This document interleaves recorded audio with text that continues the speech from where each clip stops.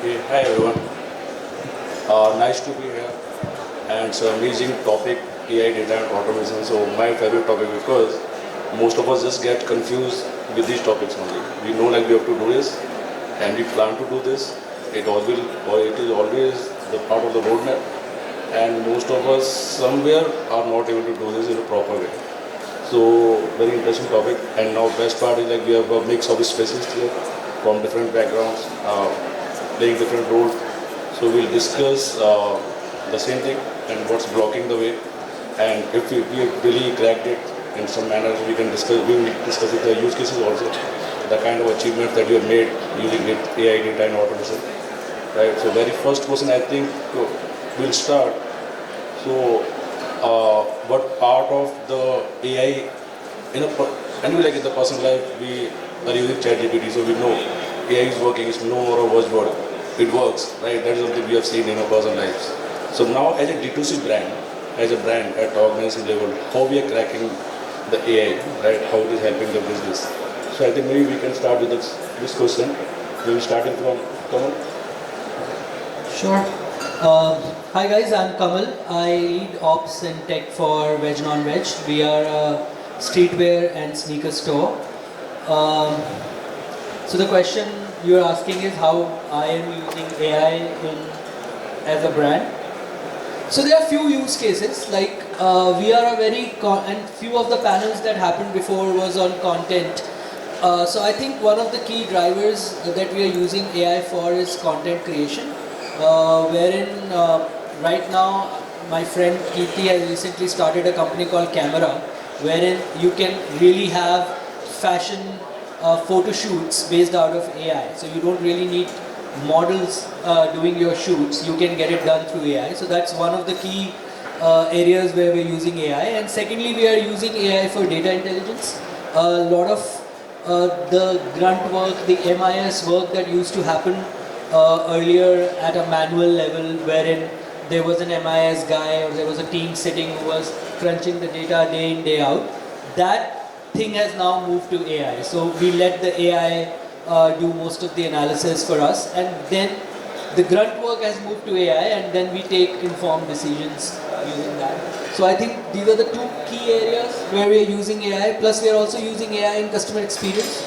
So right now we don't have any voice agents anymore. Most of the response that we get on our chats and our customer service are responded by AI.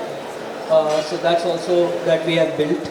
So yeah, these are the three areas I think where we are extensively using AI, other than ChatGPT and Perplexity for research at individual levels. But yeah, at our company, these are the three areas we're using AI. So did you face any sort of resistance, except, okay? Of course, I mean, change is very difficult for people who have always been doing things in a certain way. So yeah, there was definitely resistance. The first resistance came from the management, from the founders, that we don't want our imagery to be AI. We don't want our analytic decision to happen through AI. So you need to build a layer of human intervention also into this. So we did all that. There was definitely resistance, and there is still resistance. And as it improves, as the technology improves, as things get better, I think that resistance will slowly go down. So far, so good. We have just recently started. The latest AI thing that we have started is into content creation. So that started with a lot of resistance, but now slowly, gradually, they have started understanding that, okay, this is saving time, efficient, a lot of things, right? Perfect. Yeah. Hello. Okay, so myself Singh Chauhan, I am VP Growth and Caffeine and everything. So we are a beauty personal care brand. How we utilize AI and the new technology that are out there, I think first of all I would want to clear out that I think we are in very early stage of adoption of such technologies. Whatever here also mentioned are a scratch of what is out there, right? So firstly that. Secondly, I think content, as you mentioned, is one of the key point where we utilize AI. generative AI is kind of right now is the most used tool for us. When it comes to the core technology part, pieces like demand generation, demand planning is something that we often use analytics, AI analytics to tell us what kind of SKU is going to pitch in which kind of region, and there's a lot of seasonality involved. There's a lot of macro factor that are involved. So demand planning is something which AI enables us to do in a better and efficient way. Second, something which we often use for is hyper personalization of our consumer experience on the website and on the website and off the website. So we have a lot of data around consumer which helps us understand their buying pattern, their buying behavior, and what they need. If we can understand their pain point, if they understand the concern that they are facing on the website, and in a way we can use technology to remove all those hindrances. It is very useful and kind of engaging, so as to bring a personalized experience for the consumer on the website, and it does help in increasing the conversion. All these things that I'm mentioning are in development phase. As I mentioned, that we are scratch on whatever possible out there. So these are all on the development phase. There are other things like NPD research, understanding what kind of ingredient is going to pick, what are global trends in the market. AI really help us getting there faster. OCR is there, which helps us manage our ruined inventory. We can identify if our inventory was SKUs damaged before packaging it by capturing multiple images of the product. So I think there are multiple use cases. We are still kind of developing on it, and there's a long way to go. So one thing, as a resistance, like Kammal also explained what kind of resistance you face, right? So whatever you explain, like, are you doing that in-house or you just outsource to someone? Because first resistance from founder can come by investing so much in the team in-house maybe, right? So how are you managing that? No, I'm asking you. Right? So to be honest, it's a mixture of both. There are certain problem statements which are easy to convey to a tech partner, right?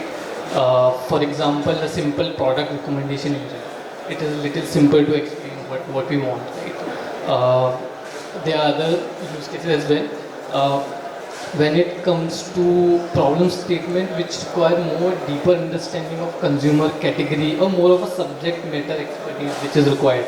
So we try to build that technology in-house, because it becomes little difficult to go to and fro in making the partner understand what we exactly want, what is the problem statement. And I think the partners are also evolving, but I think there's a gap that still exists. So don't you think like even the AI tech is evolving, right? So hiring a specific skill set and then maybe the same skill set can be obsolete like in a couple of months, right? There's a new tech. So do you see it's like good to have an in-house team for a new trending tech, or it's good to just go for a outsource, any vendor or partner? What do you think? What is a safer approach? So I would say for a brand which is, let's say, just starting, it makes a lot of sense to use a partner or an agency, right?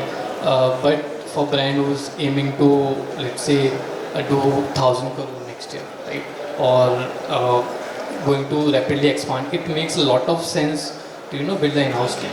And it is not easy because as I mentioned, we are a BPC, FMCG brand. We don't understand a lot of tech, although we all are engineers.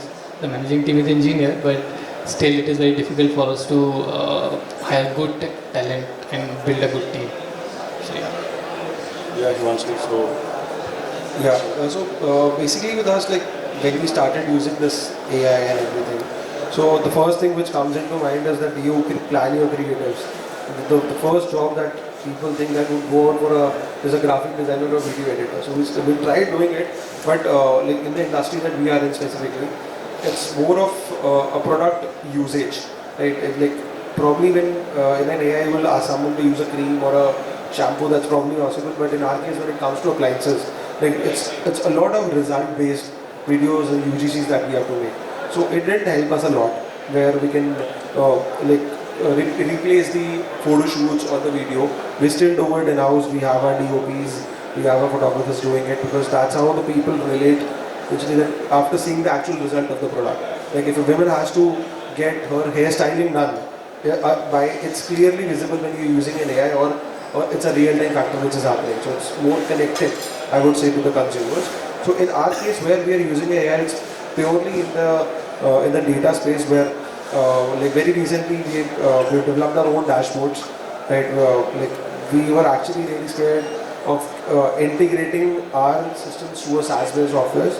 Like though there are good companies out in the market who are solving good problems to identify where you are not doing good or properly the dashboards or CPC and XYZ terms that you want to see on a daily basis. But with us, we have created our own dashboard, and with that dashboards, we have created the AI agents so that now they are giving us the end result that whether you're putting the ads, whether it is on your Shopify or is on Amazon, right? When a human is sitting to identify those problems, probably he will sit down in a day for you will see one or twice. But those AI are giving us the reports on the WhatsApp where every hour a trigger is being made and like checking hundreds of parameters. And after identifying those parameters, where exactly the thing is going wrong, we get our alerts on the WhatsApp itself.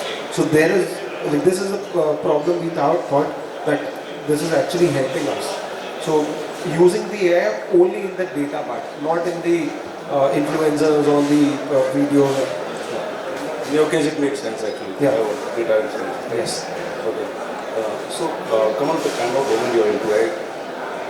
So, what would you prefer? Like going for gimmicks because the kind of domain, right, you have, and the kind of products you have, right? Maybe having some sort of AI giving a very specific view of the product, right? The gimmick. There may not, it may not. We cannot think of ROI there, maybe like a state. Right?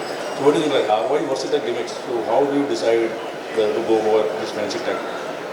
Yeah, we are bootstrapped companies, so ROI is the biggest thing that we focus on always.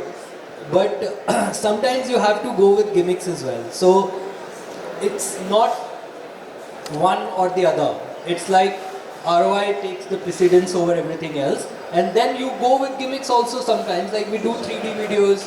Sometimes we do a video of a shoe dropping and then it creating a splash and things like that, which AI helps us build. So all the gimmicks that are happening is okay, but ROI takes precedence over everything else. Yeah. So yeah, that's the first resistance that comes from the founder, right? But now, if we look at the ecosystem, right, you have lots of people there out, right, helping. They are part. You can just partner with them. You can just outsource the maybe on a project basis, right? Okay, I want to try this. So may not be a very huge cost, but at least you can get that feel. Okay, this is working or not, right? Yeah. So what do you think? Like that makes sense, or because Absolutely. I know like in-house hiring may be a problem, but Yeah, trying yeah. something out. Absolutely makes sense, no doubt about it. So anything that we want to try, we look for an agency or we look for a partner who is already doing that in the market. Right. We try, test the market, test the waters with them, and if it works out well, Right. then we try to bring the efficiency in-house. That too, if it's such a big thing that I'm doing and I'm using Right. regularly. Otherwise, if it's one-time project or if it's something that we use once in a while, we are okay to give it to an agency. Mostly we do that. Like Right. the first thing you try is you test the waters by, I mean it has, again it's efficient also, right? Because Right. somebody has already tried and tested it Done with that. multiple partners, they have used it, they are in the industry for doing that. We are not the subject matter expert for that. Right. We only, like for example, we wanted to do an augmented reality kind of a video. Like you've seen, we were launching a Gurgaon store early this year, now we are launching Hyderabad store. So we wanted to do something like a shoes dropping Yeah. on Charminar, and Right. then you're saying that, iconic city monuments, and then you see that, okay, the shoes are dropping, the big shoe Right. is dropping. Right. So those things we probably could not have done internally because our teams did not have that kind of expertise. But we used an agency, we told them the idea. So the concept comes from us, the ideation happens at our end, but the execution happens at that level, at people who are expertise in that. I mean, I am fully in favor of that. Yeah, that's the best. But actually, one thing what I love is the ecosystem that we have now, right? So whatever you want to try, whether it's a new tech or new feature, new use cases, whatever problem it is, right? So at least we have an ecosystem, lots of partners out there in the market. We can just go and try, fail fast and see if it's working well for us, it's okay, not working, that's okay, let's move on, right? So that's the best thing. So always don't have to just try with our own cost, right? Hiring people and so very difficult part, right? Cool. So now towards you, only the same thing. Gimmicks versus the ROI. What do you feel? How do you decide whether what approach you would take? So for us, performance is the first priority. So if I divide my definition of performance, if it is going out there on the performance marketing, which is supposed to bring me revenue, then my key metric will be ROI always. Right? If it is going on social or any other my engagement channel, then engagement becomes my key metric to follow. Right? Now, whether the question it is going to come from an AI imagery or an AI video, or is it going to come from a typical performance marketing video, that question will be answered through performance only. We try, we test, and then we go about it. If AI is something that is going to work for us, we'll definitely go for it. We'll put our budget over there, we'll put our team over there. So I think that is something that we follow. We have done quite a lot of experiment in the past. As you mentioned, we have done this kind of videos. We are dropping our body scrub from Gateway of India and all those kind of right. So all these experiments are being done, and I think some of them worked well, some of them did not. But turned out that they can be engaging, they can be attractive. People will click on it, look for the products. So yeah, this is how we go about it. Yeah, the drawback what I see with the ecosystem now is that you go for the same agency with the same use case. Yeah. So that's again it's interesting. So Himanshu, talking about your domain, right? So you work mostly on the data insights, right? Okay, I'm just talking about your domain, the domain you're into, right? So you're mainly focused on the data insights that you worked on, right? What about the automation? So whatever data you have, whatever insights you are taking, so using that insights, if you are able to automate something just for the team, maybe internal teams and all, right? So have you tried something, some sort of? Probably I would say this is something which is fairly new to us. Okay. We're doing a lot of experiments, right? So in the way that we are saying, when AI is giving some suggestions to us, right? Whether that, for example, like we have trained that AI, because it's been like a month that we are doing. So whatever insights we are getting, whatever the data is being fetched out through the APIs on the dashboard, what comes, then the AI figures out that what's going wrong. Probably once we have that report with us, so then according to that we keep trying new automations, right? Like for example, if we have to give some cappings, we have to see whether that overnight if we are putting a budget, if we think that the budget is going overutilized, then that budget should automatically be increased through the automation. If we are giving XYZ permutations, if the UAS is like for above 4 and the budget is being utilized and still we want more budget to, so that automation can increase the budget automatically. So these are small things that we are trying out, but we are not solely dependent on it because we don't want that overnight things go so bad that we're not able to control the next week. Right. A lot of automations we've not inputted. Right now the complete focus has been to fetch out what all things are going wrong and the reporting coming to us, and probably everything is happening through the people who are sitting into the office. They're looking and doing the actions and slowly and gradually making some automations, which is like something that even if something goes bad, we can control it. So not too much we're doing it. Got it. Okay, understood. So whenever we plan such things as part of a roadmap, okay. So we just discussed the kind of resistance that we get maybe from the founders or from sometimes could be from the team also, right? So how do you prioritize those things as a roadmap then? Or how do you crack that part, the resistance part, whether it's coming from the founder or maybe from management or from maybe from the team, right? When we talk about the AI and all the fancy tech I'm talking about, right? So how do you prioritize the things over there? See, right now the thing is that whatever is coming now, Right. it's majorly from the team, right? Okay. From the founder's end.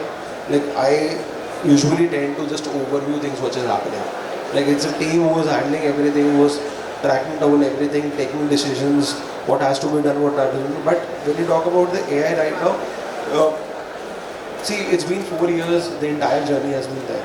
Like, and the team which has built, like we have a core team which has been from day one. Right? But they still are doing things on their own. Rather just fetching out things from the air. The dependency on AI is very less right now. Right. Because the thing is that those agents, the AI agents are not fully trained. The kind of training that my team has. Right? They want to do things on their own. Rather And being it's an enabler, so dependency may not be there. So it's, we are just treating an AI to be like having probably a cherry on the cake, you can say, that work is done by the team. But there are some metrics which probably an AI is able to judge better. Right. And when they do it, they tend to see it again by themselves. Right. Whether that AI has given a right suggestion or not. Right. So that thing is happening. Once this chain is completed, probably then the team will also get habitual to it. You know, whatever is coming is right, let's create an automation and just move ahead. So how much time did it take for your organization See, we have to reach this point? So we have hired 2 people in the team. Okay, just for the AI? One is working on the dashboard that has been created, Okay. and the other one is what we have done. Like the first job given to him was that whatever manual work is being done in the company, right? Because there are a lot of people in the e-commerce, in the marketplace space, or in the website where they have to just sit down in the morning, pull out a lot of data, and they have to manage the data according to the reports that what we want. Right. It takes typically a 1 or a 2 hour of a session every day. So what we did, we just told that guy that I don't want any manual work to be done in the company. Right? We just do the automation in a way that sheets are being pulled off and the reporting comes automatically, so I can save 2 hours of every person on the daily basis, and let's more focus on the results, or like a performance guy can spend more time on the ads.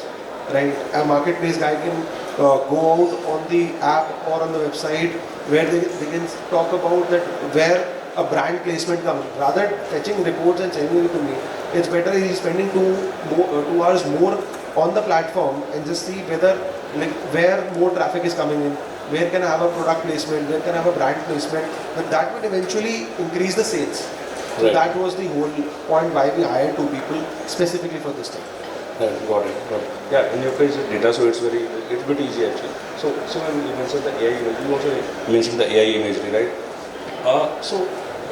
Any concerns around the accuracy or the costing part, like you're getting a traditional way of doing the imagery or this? So costing plus the accuracy, any concerns there? It depends, yeah.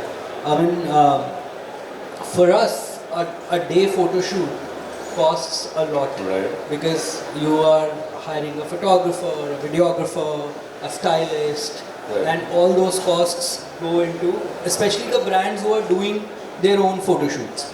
Now you have marketplace photo shoots like Mintras and all doing 100 SKUs in a day. Those become cheaper, but for a brand aesthetic photo shoot, it costs a lot. So with AI, we have found a middle ground. But even the accuracy becomes Sometimes, yes. in your case, right, it becomes very important. It is very important, and sometimes we face challenges when it comes to accuracy. Right. So right now, I would say the accuracy is about 75 to 80%. Right. So we still get some videos which are not accurate, which needs to be manually edited. We still get some pictures which somehow have some color difference, or somehow a woman with 6 fingers or something like that, a distorted face. But those things needs to be reiterated, get solved. Maybe you spend some more credits to get another image created. Those things we do. So right now we are at 75-80% accuracy in terms of our photo shoots, and and that too is like we are not using completely AI-based photo shoots. We're still doing our manual photo shoots. Manual and plus. We are using AI for some of it. So about 20% of the business comes from AI, and that is about 80% accurate. So rest of it we have to manually edit or do things. So in your case, you use the AI basically for the performance marketing, right? So to be honest, we don't use it a lot. These are they cannot replace my product model shoots. Right. They can be just an imagery or a ASMR kind of video or a photo. what AI is doing for me right now is, as you mentioned, a lot of data analytics. My data engineering and data analytics is 80% automated using AI. That is one part. Second part is doing that market research for me, which is your market intelligence. And third is enabling my demand planning more. I think these are the three key areas where I'm using AI a lot more often than in my marketing. Okay, got it. So now we have like 3-4 minutes left. So any questions, anything? I think we can make it like this time for some interactive session in case you have anything, any use cases, anything related to tech.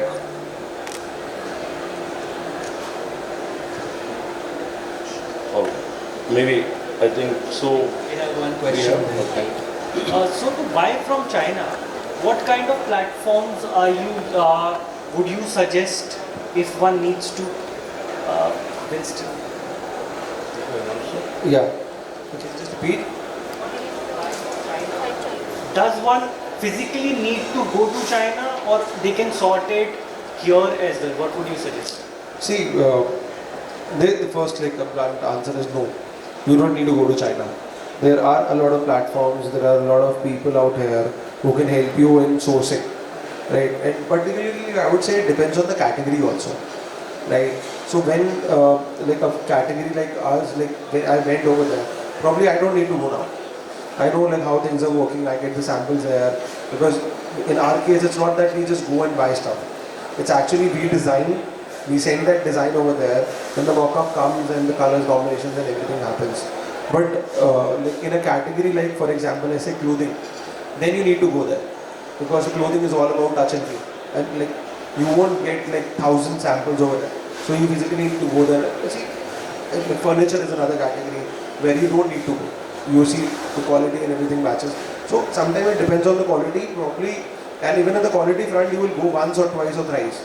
But when you know your vendor, you have trust factors over there, then after a while you don't need to go. Probably a call or a Gmail or anything would really help you. You got the answer. Okay. Anything related to AI, data, automation? Okay. So maybe Shivam, Kumar and Himanshu. So how do you see the future of AI in D2C? So this is something you have done at your end, right? How do you see as a D2C ecosystem? So what do you feel? See, AI would definitely help, that is for sure. Right?